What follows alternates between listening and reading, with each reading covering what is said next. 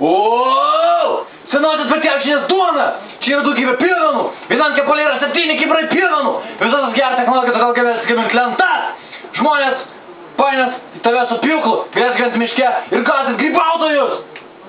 Būsi toks pajėgus, kad galėsi per parą praleist 200 lentų ir visai ne turbūt iš kokio aukštumų, nes tikrai ne iš pragaro!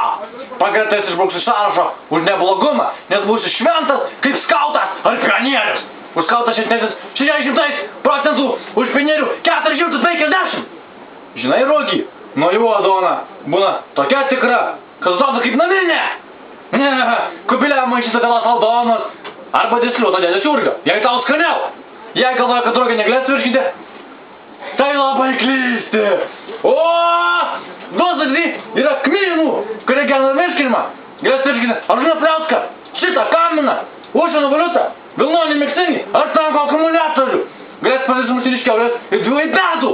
Galės užpakakelį kartais salmonėjai. Primenu receptą. Stiklinė pieno, 1 bananas, 1 tigras, 1 Bentlis.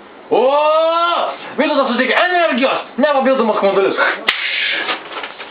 Galėsi bedmuk vysyti, išilgai sieną, net nesustojęs pavalgyt, nesuskandžiausi rusų kontrabandininkai, kuriuos pasigaus plikam rankom.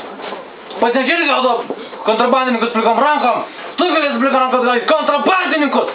O, taip pat rusų turistus, varipučiamas valtis ir povaninius laivus, tokius kaip tas, kuris kažkada jas nusileido ir įkalė kuolą prieš sieną. Ha!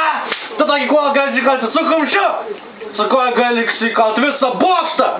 Po to prisodint kanapių, užsiveist šunų, užsikarti viršų ir ten pašukalot. Čia vės būtų Vilnius. Vilnius naša po Vilnių. Galėsi ten vasą balvos su draugais, su tikrais draugais, ne iš Facebooko.